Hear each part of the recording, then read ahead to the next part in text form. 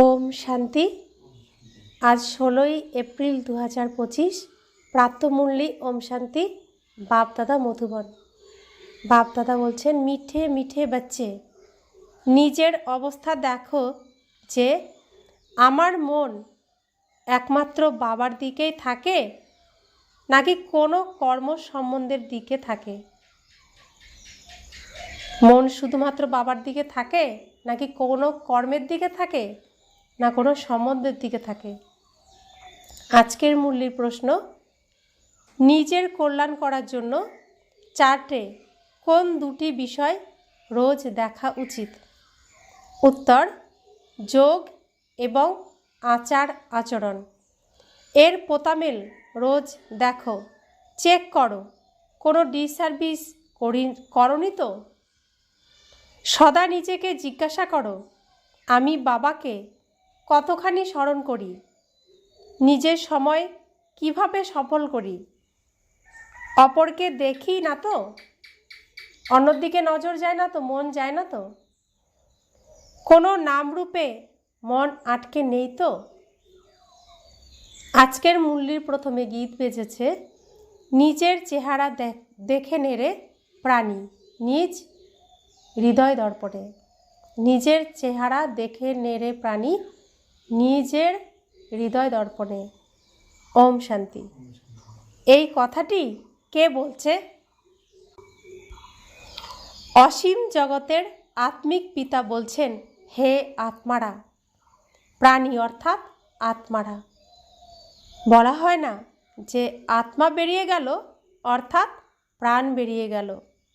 এখন বাবা সামনে বসে বোঝাচ্ছেন, হে আত্মারা, স্মরণ করে দেখো, কেবল এই জন্মকেই দেখো না, যখন থেকে তোমরা তমপ্রধান হয়েছ অর্থাৎ সিঁড়ি বেয়ে নিচে নেমে পতিত হয়েছ, সুতরাং নিশ্চয়ই পাপকর্ম করেছ। এখন হলো সবই বোঝার মতো বিষয়। জন্ম জন্মান্তরের কত পাপের ভার মাথায় রয়েছে কিভাবে জানবে? নিজেকে দেখতে হবে আমরা সহজে যোগযুক্ত হয়ে থাকি কি না। বাবার সাথে যত যত ভালোভাবে যোগযুক্ত হয়ে থাকবে ততই বিকর্ম বিনাশ হবে। বাবা বলেছেন, আমাকে স্মরণ করো, তাহলে গ্যারান্টি যে তোমাদের বিকর্ম বিনাশ হবে। নিজের মনের মধ্যে প্রত্যেকে দেখো যে বাবার সাথে আমাদের যোগ কতক্ষণ থাকে। আমরা যত যোগযুক্ত হয়ে থাকব পবিত্র হব, পাপ কাটবে, যোগ বাড়বে। পবিত্র না হলে যোগও লাগবে না। এমনও অনেকে আছে যারা সারাদিনে 15 মিনিটও স্মরণে থাকে না। নিজেকে জিজ্ঞাসা করা উচিত, আমার মন শিব বাবার দিকে আছে নাকি দেহধারীর দিকে, নাকি কার্মিক রিলেশনসের দিকে মন যায়। মায়া তো বাচ্চাদের সামনে ঝড় আনবে, তাই না? নিজেই বুঝতে পারবে নিজের অবস্থা কেমন। শিব বাবার সাথে মন যোগযুক্ত থাকে নাকি দেহধারীর সঙ্গে। কর্ম সম্বন্ধের আত্মাদের দিকে মন থাকলে কার্মিক রিলেশনস বুঝতে হবে বিকর্ম অনেক আছে। তো কর্ম সম্বন্ধের আত্মাদের দিকে মন থাকলে বুঝতে হবে কার্মিক রিলেশনস অনেক আছে, বিকর্ম অনেক আছে, ফলে মায়া গর্তে ঠেলে দেয়। তো জন্ম জন্মান্তর অনেক বিকর্ম হয়েছে বলেই মন দেহধারীর দিকে ছোটে। বিকর্ম বিনাশ, দেহধারীর সাথে রিলেশনে গিয়ে কি করা যাবে? আরও বাড়বে।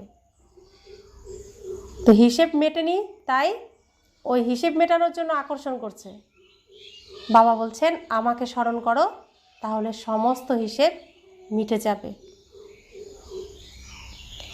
স্টুডেন্ট মনে মনে বুঝতে পারে আমরা পাস করব না করব না, ভালোভাবে পড়াশোনা করি কি করি না, নম্বর অনুসারে তো হয়, তাই না? আত্মাকে নিজের কল্যাণ করতে হবে। বাবা নির্দেশ দেন, যদি তোমরা পূর্ণ আত্মা হয়ে উঁচু পদ মর্যাদা পেতে চাও তো তার জন্য প্রথমেই চাই পবিত্রতা। এসেছো পবিত্র, ফিরে যেতেও হবে পবিত্র। পরমধামে আমরা থাকি পবিত্র, পরমধাম থেকে আমরা আসি পবিত্র, ফিরে যেতেও হবে পবিত্র। পতিত কখনো উঁচু পদ প্রাপ্ত করতে পারে না। সদা নিজের মনকে জিজ্ঞাসা করা উচিত, আমরা কতক্ষণ বাবার স্মরণে থাকি, আমরা কি করি। এই কথা তো নিশ্চিত যে যারা পিছনের দিকে বসে আছে সেই স্টুডেন্টদের মনে অনুশোচনা হয়, পুরুষার্থ করে তারা উঁচু পদ প্রাপ্ত করার জন্য, কিন্তু আচার আচরণও ঠিক থাকা চাই, তাই না?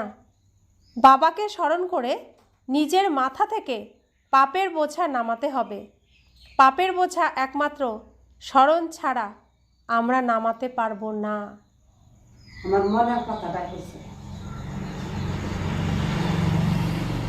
অতএব বাবার সঙ্গে কতখানি যোগযুক্ত হওয়া উচিত। উচ্চ থেকেও উচ্চ হলেন বাবা। তিনি এসে বলেন, আমি তোমাদের বাবা, আমাকে স্মরণ করো, তো বিকর্ম বিনাশ হবে। সময় কাছে আসছে, শরীরের কোনো বিশ্বাস নেই। হঠাৎ কত রকমের অপঘাত হয়ে যায়, অকাল মৃত্যুর তো ফুল সিজন চলছে। অতএব প্রত্যেককে নিজের চেকিং করে নিজের কল্যাণ করতে হবে। পুরো দিনের কর্মের চার্ট দেখা উচিত, যোগ ও আচার আচরণের চার্ট। আমরা পুরো দিন কত পাপ করেছি, মনসা বাচা অর্থাৎ মনের সংকল্পে, মুখের কথায় প্রথমে আসি, পরে কর্ম করি। প্রথমে মন সংকল্প করে, সংকল্প হলো বীজ, যেটা ভাববো সেটাই বীজ, তারপর সেটা মুখে আসে, তারপর কর্মে আসে। তো সেটা বীজ মনের মধ্যে জন্ম নিল, তো সেটাও তারপরে ধীরে ধীরে বড় হয়ে ফল দিল। তাই প্রথমে সংকল্পকে, মনের ভাবনাকে শুদ্ধ করতে হবে, শুভ করতে হবে। তো বাবা বলছেন, এখন বাচ্চারা সঠিক বুদ্ধি প্রাপ্ত করেছে যে আমাদের ভালো কর্ম করতে হবে। কাউকে কি ধোঁকা দিয়েছি? শুধু শুধু মিথ্যা কথা কি বলেছি? কেউ কারো নামরূপে আকৃষ্ট হয়ে যোগ্য পিতার নিন্দে করায়। কোনো কোনো বাচ্চা জানে যে স্বয়ং ভগবান এখনই এসেছে, এটুকু সময় তাকে পাবো, আর দেহধারীকে তো প্রত্যেক জন্মেই পাবো, প্রত্যেকটা সিনেই পাবো। তবুও তারপরেও এত বিকর্মের বোঝা মাথায় থাকে যে দেহধারীর দিকে মন চলে যায়, হিসেব নিকেশ তো মেটেনি, তাই চলে যায়। তো বাবা বলছেন, এখন দেহধারীর দিকে মন দিলে কি হবে? বিকর্ম হবে নাকি পুণ্যকর্ম হবে? কি হবে? বিকর্মই হবে। তাহলে হিসেব আরও বাড়বে।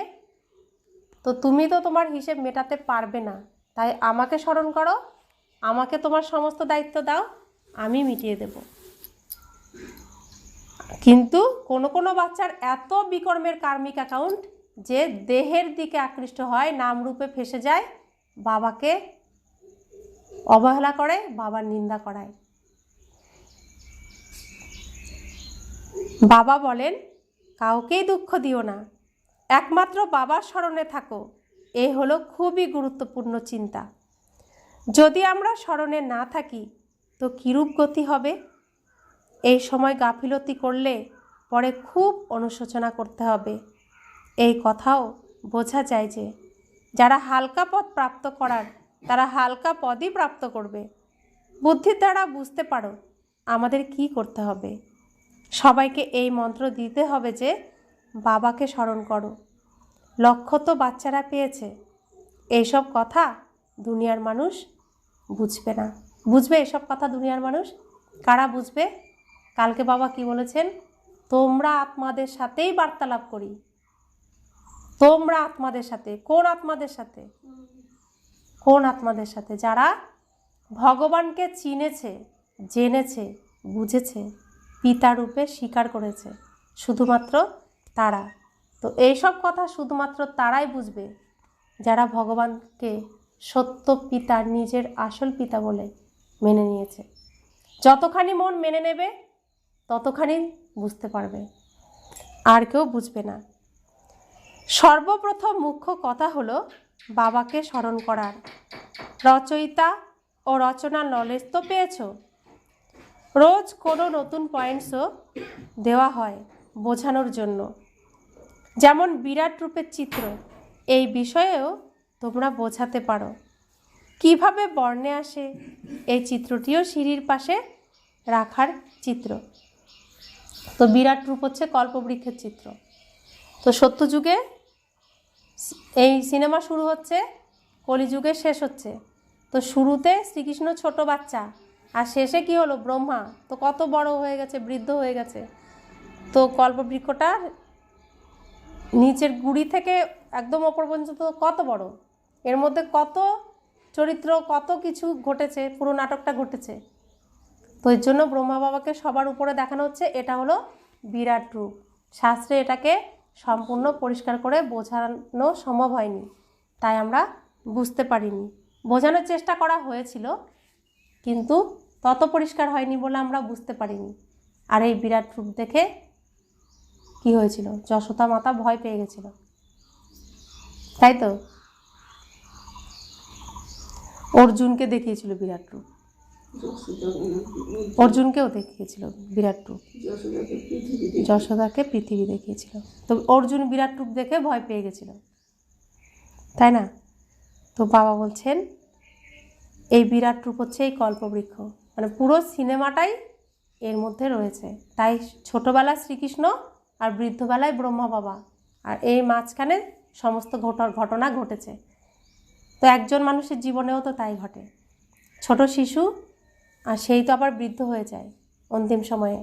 তো তার মাঝখানে কত কিছু জীবনে ঘটে যায়। পুরো জীবনটা একটা সিনেমার মতো, তাই না। তো এই সৃষ্টিতেও সিনেমা, শ্রীকৃষ্ণ ছোট শিশু হয়ে আসে আর বৃদ্ধাবস্থায় ব্রহ্মা হয়ে যায়। সেই জন্য এই নাটকের নাম কি হলো, ব্রহ্মার দিন ব্রহ্মার রাত। ব্রহ্মার নামে পরিচিত হয়েছে এই নাটক, তাই তো। শ্রীকৃষ্ণের নামে তো পরিচয় হয়নি, কারণ ছোট শিশুর নামে পরিচয় হয় না, বৃদ্ধের নামেই পরিচয় হয়, প্রাপ্তবয়স্কের নামে পরিচয় হয়। তো বাবা বলছেন এখন আমরা এই বিরাট রূপকেও সুন্দর করে বোঝাতে পারি। কিভাবে বর্ণে আসে, এই চিত্রটিও সিঁড়ির পাশে রাখার চিত্র। সারাদিন বুদ্ধিতে এই চিন্তন যেন থাকে, কাকে কিভাবে বোঝানো যায়। সার্ভিস করলেও বাবার স্মরণ থাকবে। বাবার স্মরণের দ্বারা বিকর্ম বিনাশ হবে, নিজেরও কল্যাণ করতে হবে। বাবা বুঝিয়েছেন তোমাদের মাথায় 63 জন্মের পাপ জমা আছে। পাপ কর্ম করতে করতে শতপ্রধান থেকে তমপ্রধান হয়েছ। এখন আমার হয়ে আবার কোনো পাপ কর্ম করো না। মিথ্যা, প্রবঞ্চনা, শয়তানি, ঘর সংসারে ভাঙন ধরানো, শোনা কথায় বিশ্বাস করা, এইসব কুকর্ম খুবই ক্ষতিকারক, বাবার সাথে যোগযুক্ত হতে দেয় না। সুতরাং কতখানি পাপ হয়ে যায়।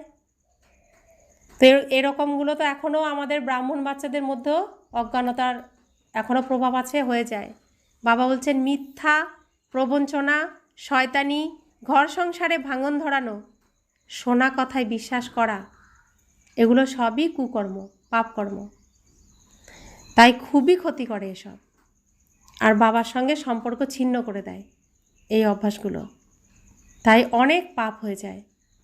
গভর্নমেন্টের এমন লোকও থাকে যারা গভর্নমেন্টের গুরুত্বপূর্ণ গোপনীয় কথা শত্রু দেশগুলিকে জানিয়ে দিয়ে অনেক ক্ষতি করে।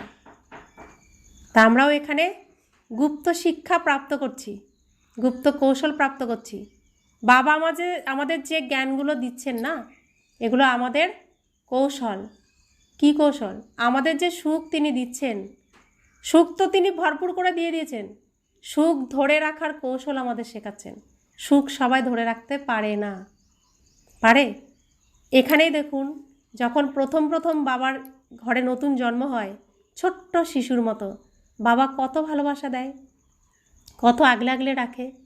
সেই ভালোবাসা, সেই সুখটা ধরে কতজন রাখতে পারে? তো সত্যযুগে যে আমাদের সুখের দুনিয়ায় পাঠাচ্ছেন, এই যে অগাধ সুখ দিচ্ছেন, এই সুখটা ধরে রাখার কৌশলই বাবা প্রতিদিন আমাদের শেখাচ্ছেন। তো এগুলো নিজের জন্য, কাউকে দেওয়ার জন্য না। এই কৌশল নিজের মধ্যে রাখতে হবে। কিছু জিনিস তো নিজের জন্যই থাকে না। আমরা পরিচয় কি দেব বাবার? বাবা সুখের সাগর, শান্তির সাগর। তার কাছে গেলে তুমি সুখ পাবে, শান্তি পাবে, সুস্থ শরীর পাবে, সমৃদ্ধতা পাবে। এটাই তো পরিচয় দেব। বাকি যা কৌশল আমাদেরকে শেখাচ্ছেন সেটা কি অন্য কাউকে, যারা এখনও আসরিক গুণে পরিপূর্ণ, তাদেরকে শেখাবো? যারা আসবে এখানে বাবার কাছে, বাবা শেখাবেন তাদেরকে, তাই তো? তাই অনেকে কি করে, মায়ের প্রভাবে পড়ে যায়, তো এখানকার গুপ্ত গুপ্ত সমস্ত কথা ওখানে উল্টো করে শোনায়, আরও অন্যরকম করে শোনায়। তাই বাবা বলছেন যে যেমন গভর্নমেন্টেরও অনেক গোপন গোপন মিটিংয়ের কথা বিশ্বাসঘাতক যারা হয় তারা শত্রু দেশদেরকে শুনিয়ে দেয়, তো সেরকম এখানেও আছে এমন বাচ্চা যারা বাইরে রাবণের যারা রয়েছে তাদেরকে শুনিয়ে দেয়। তো বাবা বলছেন তখন কি হয়, অনেক ক্ষতি করে দেয়, বাবার বদনাম হয়ে যায়। তখন তাদের কঠিন দণ্ড ভোগ করতে হয়। তো সবাই তার জন্য প্রস্তুত থাকতে হবে, এমন কর্ম যারা করবে। তাই বাচ্চাদের মুখে সর্বদা জ্ঞান রত্ন থাকা উচিত। ভুল খবর একে অপরকে জিজ্ঞাসা করা উচিত নয়, জ্ঞানের কথোপকথন করা উচিত। তোমরা কিভাবে বাবার সাথে যোগযুক্ত হও, কাউকে কিভাবে বোঝাও, সারাদিন যেন এই চিন্তন থাকে। সবসময় চিন্তন কি থাকবে? বাবার সাথে আমি কিভাবে মিলিয়ে দেব, এই সুখের রাস্তা কিভাবে দেখিয়ে দেব, এই চিন্তন থাকতে হবে। আমি বেশি জানি, আমি বেশি বুঝি, আমার অনেক জ্ঞান, এসব না। তো বাবা বলছেন চিত্রের সামনে গিয়ে বসা উচিত। তোমাদের বুদ্ধিতে নলেজ তো আছে, তাই না? তো চিত্রের সামনে এসে বসে চিন্তন করা উচিত, কিভাবে আমরা তাদেরকে বোঝাবো, কিভাবে তাদেরকে পরমাত্মার সাথে, নিজের পিতার সাথে মিলিয়ে দেব। বাবা বলছেন ভক্তিমার্গে তো অনেক প্রকারের চিত্রের পূজা অর্চনা করা হয়, যদিও কিছুই জানে না। ব্লাইন্ড ফেথ, অন্ধবিশ্বাস, আইডল ওয়ার্শিপ, মূর্তি পূজা। তো ভক্তিমার্গে কি করতাম আমরা? অন্ধের মতো পূজা করতাম, মূর্তি পূজা করতাম। কোন দেবী, কোন দেবতা কি কি কর্ম করে গেছেন, কেন পূজা করছি, কেন এরা এত শ্রেষ্ঠ, আমরা কখনো ভেবে দেখিনি। ভাবার সাহস আমাদের ছিল না, কারণ তারা এতই শ্রেষ্ঠ, তাদের সম্পর্কে ওইভাবে ভাববো, আমরা এতটাই অধম, এই সামর্থ্য আমাদের নেই।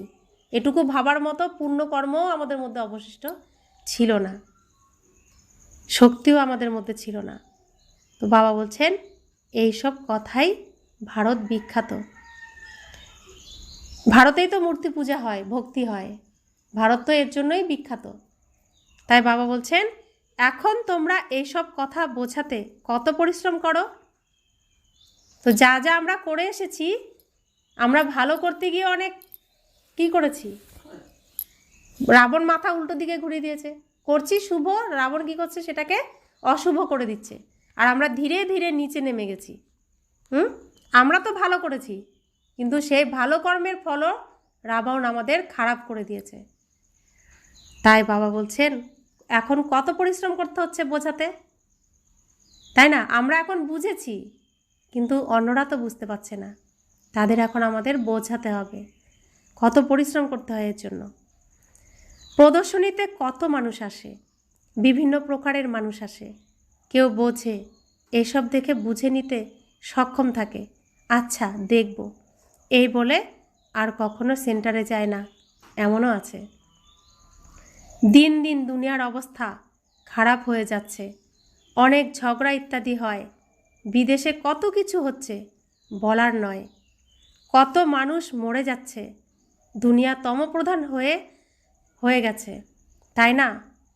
যদিও বলে বোমা ইত্যাদি তৈরি করা উচিত নয়, কিন্তু তারা বলে তোমাদের কাছে অঢেল বোমা আছে, তাহলে আমরা বানাবো না কেন?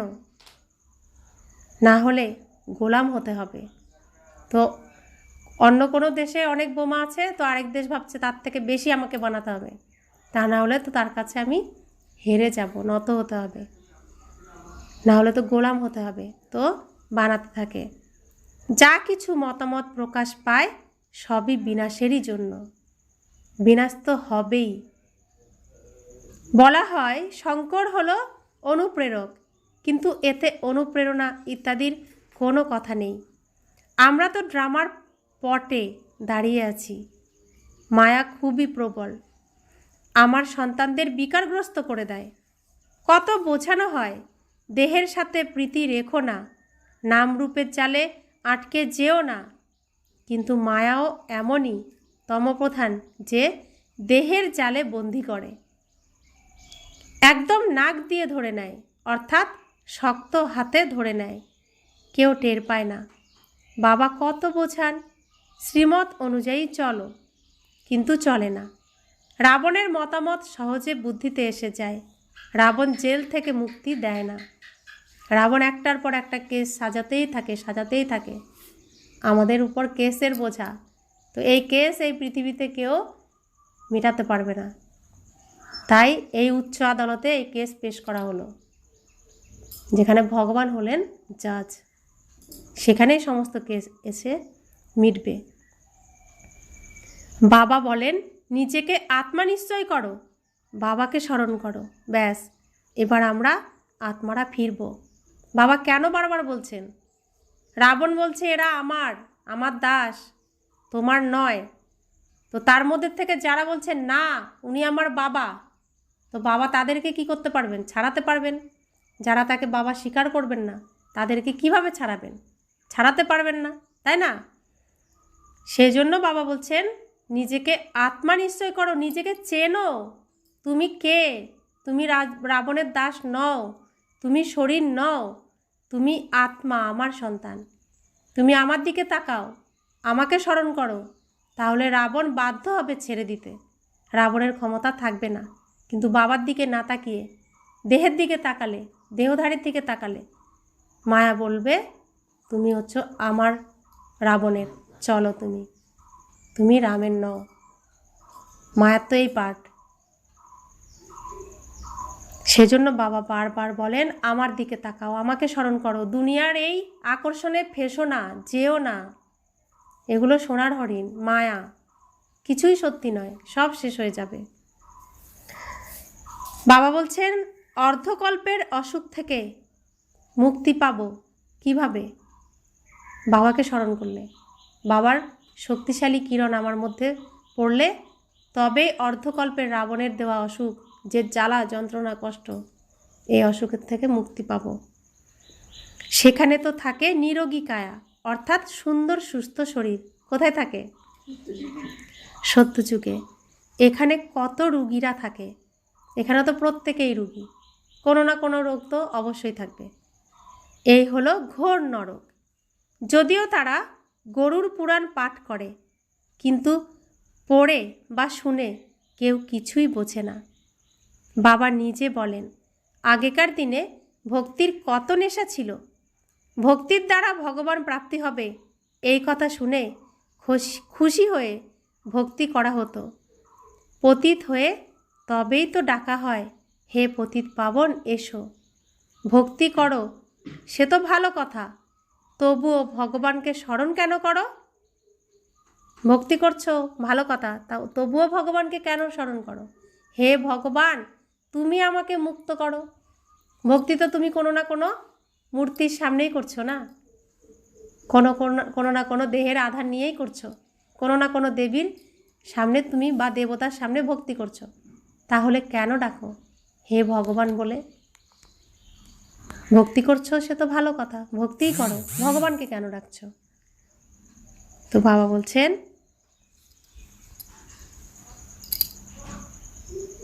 তারা ভাবে ভগবান এসে ফল দেবেন, কি ফল দেবেন সে কথা জানা নেই। বাবা বলেন গীতা পাঠীদের বোঝানো উচিত তারাই হলো আমাদের ধর্মের।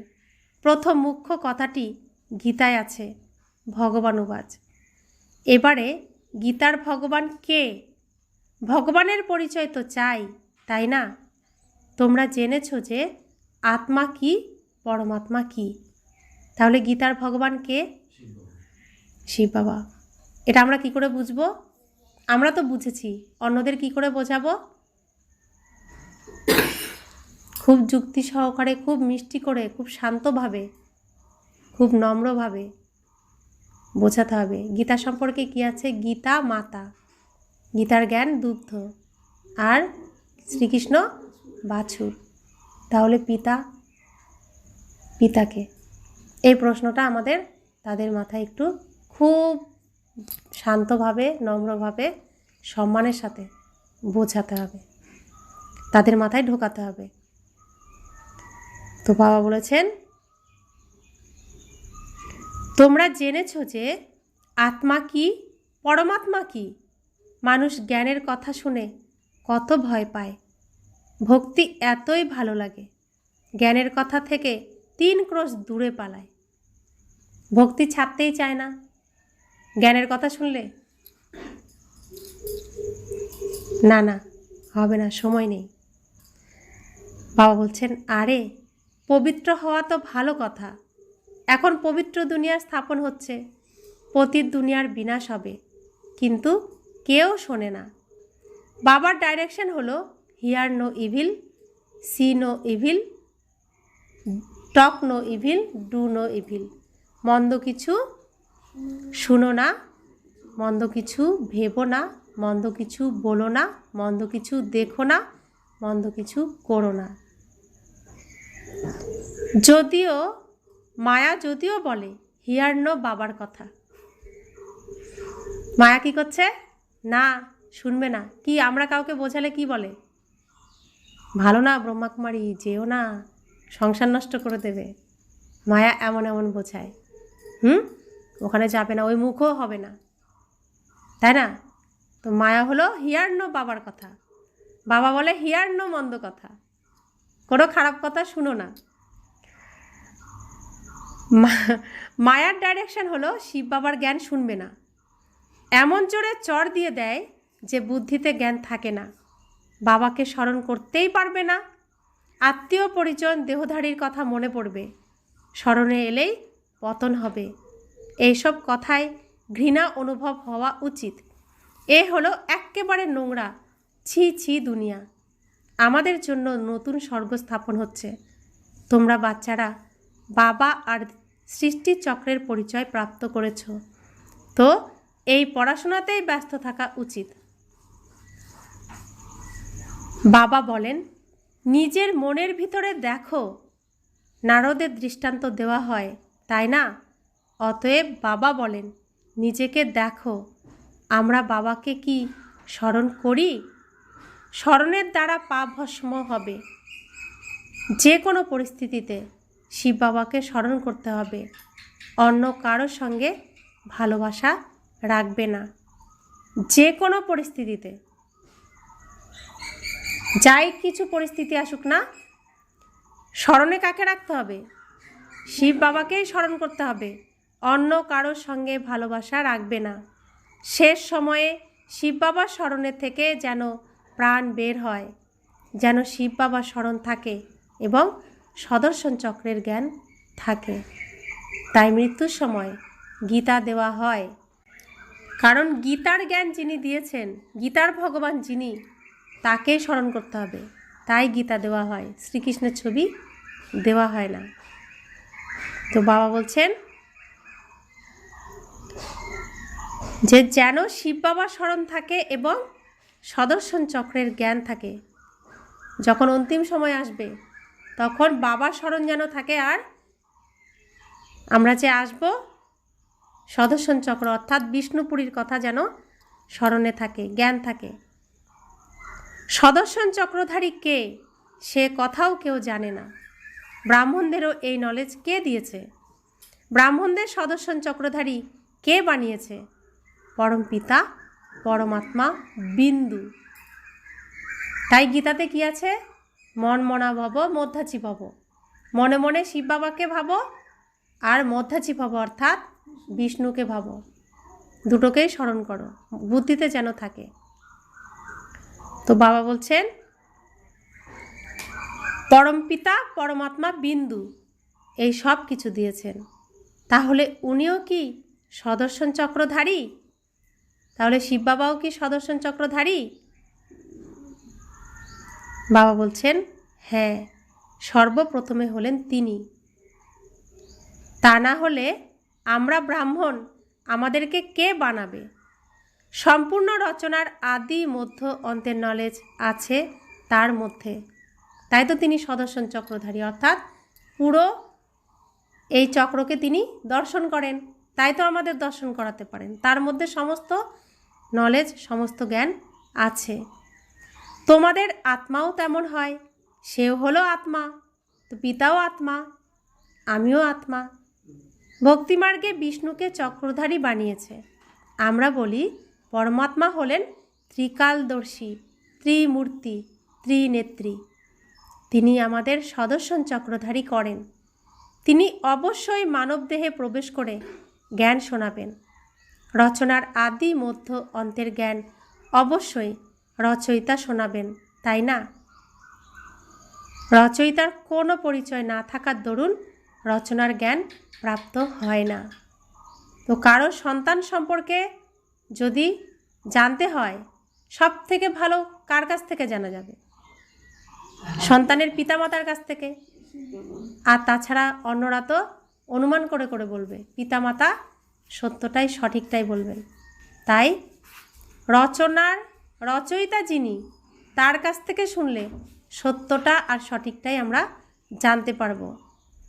তো তিনি হলেন রচয়িতা, আর সমগ্র এই দুনিয়া তার রচনা। তিনি এসে সমস্ত রচনার বর্ণনা দিচ্ছেন আর সত্য বর্ণনা দিচ্ছেন। আমরা সমস্ত জ্ঞান প্রাপ্ত করছি।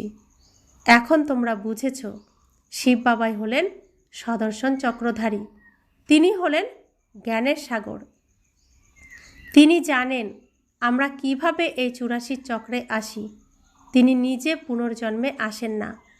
তিনি জ্ঞান সম্পন্ন, তিনি আমাদের সেই জ্ঞান প্রদান করেন।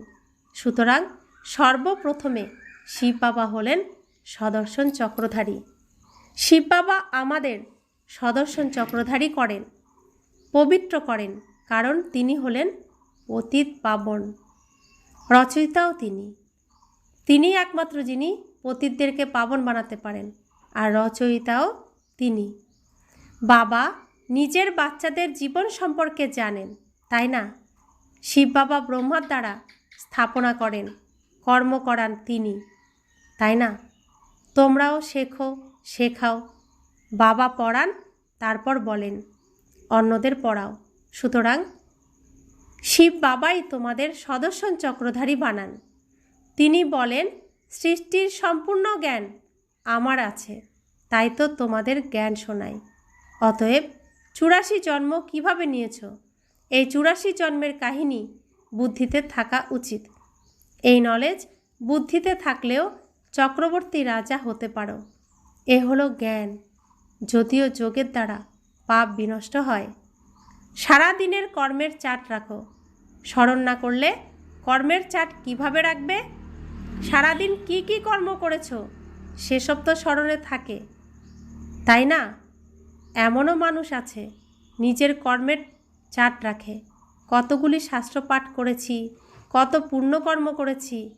তোমরা তো বলবে কতক্ষণ স্মরণ করেছি, কতখানি খুশির অনুভূতি নিয়ে বাবার পরিচয় দিয়েছি। বাবার কাছ থেকে যে জ্ঞানের পয়েন্ট প্রাপ্ত হয়েছে সেসব ক্ষণে ক্ষণে মন্থন করো। যা জ্ঞান প্রাপ্ত হয়েছে সেসব বুদ্ধিতে স্মরণ রাখো। রোজ মুরলি পড়ো, সেও ভালো। মুরলিতে যে পয়েন্ট দেওয়া আছে সেসব ক্ষণে ক্ষণে মন্থন করা উচিত, অর্থাৎ মনন চিন্তন করা উচিত। তো বাবা মুরলিতে যা যা বলছেন সারাদিন, আমরা ব্রাহ্মণ বাচ্চারা নিজেদের সঙ্গে যখন কথোপকথন করব, বাবা মুরলিতে আজকে কি বলেছে, তোমার কোন পয়েন্টটা মনে আছে, বাবা এটা কি বুঝিয়েছেন, বাবা আমাকে এই কথাটা কি করতে বলেছেন, এগুলো আলোচনা করতে হবে। এগুলো হচ্ছে জ্ঞানের মন্থন। এগুলোই সারাদিন চর্চা করতে হবে। বাবা বলছেন এখানকার বসবাসকারী আত্মাদের চেয়েও বিদেশে বাস করা আত্মারা বেশি স্মরণে থাকে। কত বান্ধিলি সংসারের বন্ধনে আবদ্ধ আত্মারা আছে, যারা বাবাকেও কখনো চোখে দেখেনি, তবুও কত স্মরণ করে, নেশায় মত্ত হয়ে থাকে। ঘরে বসে সাক্ষাৎকার হয় বা খুবই সহজভাবে শুনে শুনে নিশ্চয় হয়ে যায়। সেজন্য বাবা বলেন, অন্তরে নিজের চেকিং করতে থাকো, আমরা কত উঁচু পদ প্রাপ্ত করব। আমাদের আচার আচরণ কীরূপ? কোনো খাবারের প্রতি লোভ নেই তো? কোনো অভ্যাস থাকা উচিত নয়। মূল কথা হলো অব্যভিচারী স্মরণে থাকা। মনে মনে নিজেকে জিজ্ঞাসা করো, আমরা কাকে স্মরণ করি? কতক্ষণ অন্যদের স্মরণ করি? নলেজও ধারণ করতে হবে, পাপও বিনষ্ট করতে হবে। অনেকে এমন এমন পাপকর্ম করেছে যে বলার নয়। ভগবান বলেন, এই কর্ম করো, কিন্তু তারা বলে দেয় পরের বশে বশীভূত, অর্থাৎ মায়ার বশে বশীভূত আছি। বাবা যা করতে বলেন তা করে না, যে গৃহস্থে রয়েছি, পরিবারে রয়েছি, কি করে সম্ভব? অর্থাৎ পরের বশে বশীভূত রয়েছে। তো রাবণ বশ করে রেখেছে, অর্থাৎ মায়ার বশে বশীভূত আছি। আচ্ছা, মায়ার বশেই থাকো, থাকতে হয়, তুমি মায়ার বশেই থাকো। বাবা কি করবেন? তোমাদের শ্রীমত অনুযায়ী চলতে হবে, নতুবা নিজের মতে। হয় শ্রীমতে চলো, না হলে নিজের মতে চলো। দেখতে হবে এই অবস্থায় আমরা কতটা পাশ করব, কি পথ প্রাপ্ত করব। 21 জন্মের ক্ষতি হয়ে যায়। যখন কর্মাতীত অবস্থা হয়ে যাবে তখন দেহ অভিমানের নাম থাকবে না। তাই বলা হয় দেহি অভিমানী হও। কর্মাতীত অবস্থা যখন আসবে যার মধ্যে, তো দুনিয়ার থেকে ধীরে ধীরে ধীরে ধীরে আলাদা হয়ে থাকবে। ধীরে ধীরে কথাবার্তা আচার আচরণে স্থিরতা এসে যাবে।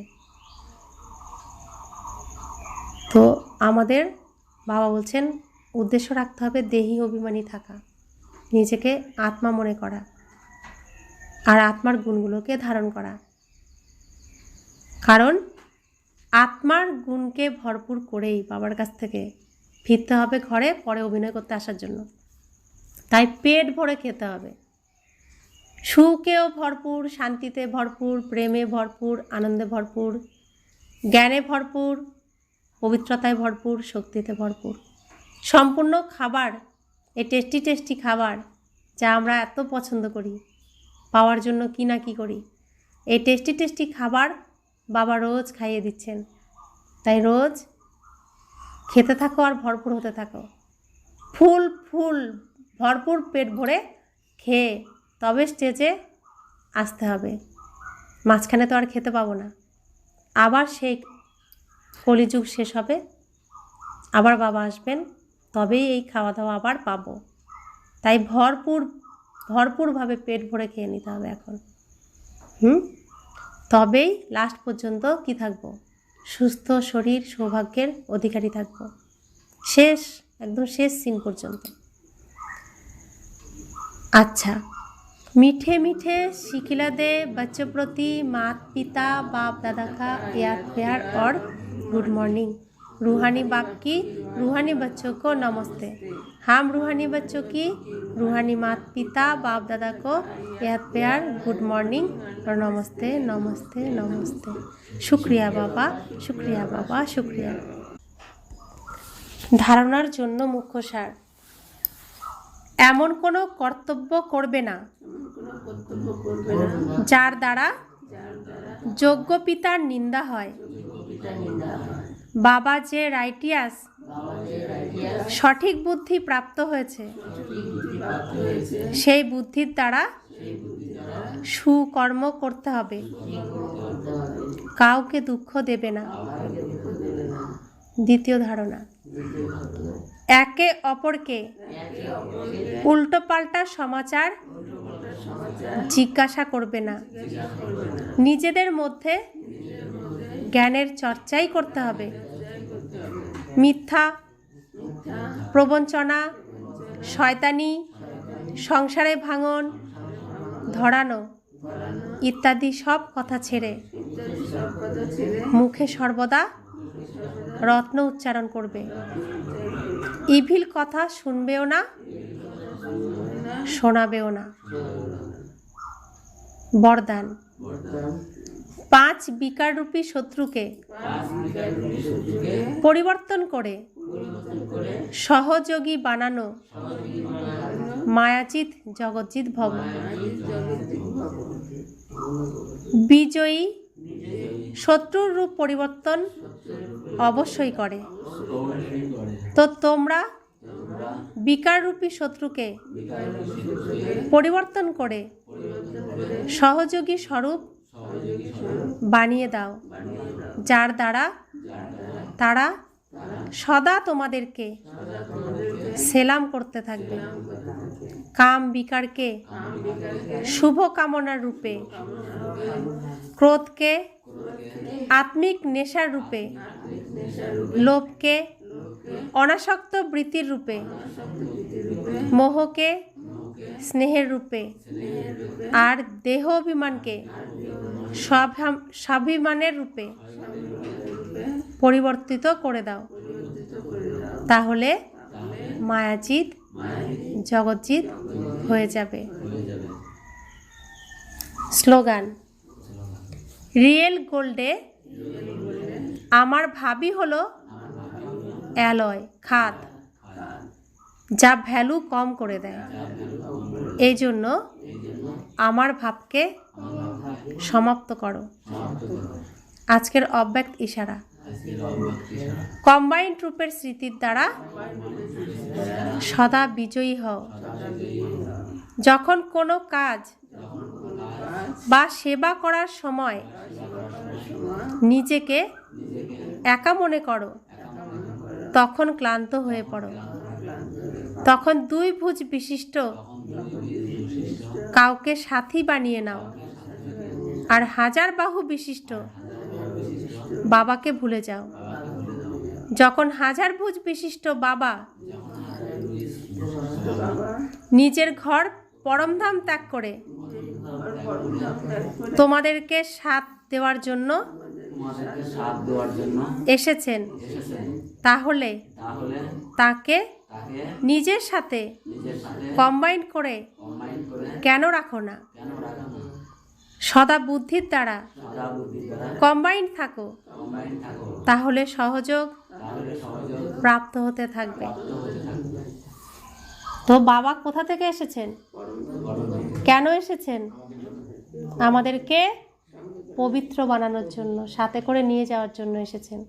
তাহলে যিনি সমস্ত দুঃখ থেকে মুক্ত করছেন, মুক্তি দিচ্ছেন, সমস্ত সুখ দিচ্ছেন, কষ্ট থেকে মুক্ত করছেন, যিনি সদা পবিত্র, আমার জন্য নোংরাতে এসেছেন, তো তাকে আমরা একদিকে রেখে 2 বাহু বিশিষ্ট দেহধারীকে সহযোগী বানিয়ে নিচ্ছি। তাহলে এটা বুদ্ধিমানের কাজ হচ্ছে? বুদ্ধিমানের বুদ্ধি থাকলে, বুদ্ধিমানের বুদ্ধি কি বলে? যে 1000 বাহু বিশিষ্ট আমার পিতাকেই আমার সাথী রাখবো, আর কাউকে সাথী রাখবো না। তিনি কিভাবে কি করাবেন? তিনি করাবনহার, আমি করণহার। তো তিনিই করাবেন সমস্ত কিছু, তার দায়িত্বে। তা আমি নিশ্চিন্ত বাদশাহ, সবসময় নিশ্চিত হয়ে থাকবো। আর সবসময় মনে রাখবো আমার ভালো হচ্ছে, সবসময় আমার ভালো হচ্ছে, আমার সর্বোচ্চ ভালো হচ্ছে। আমার উন্নতি হচ্ছে, আমার সর্বোচ্চ উন্নতি হচ্ছে, আমার সব সময় ভালো হচ্ছে। কারণ 1000 ভুজাধারী আমার পিতা আমার সাথেই আছে, তাই সব সময় আমার ভালো হতেই থাকবে। ওম শান্তি।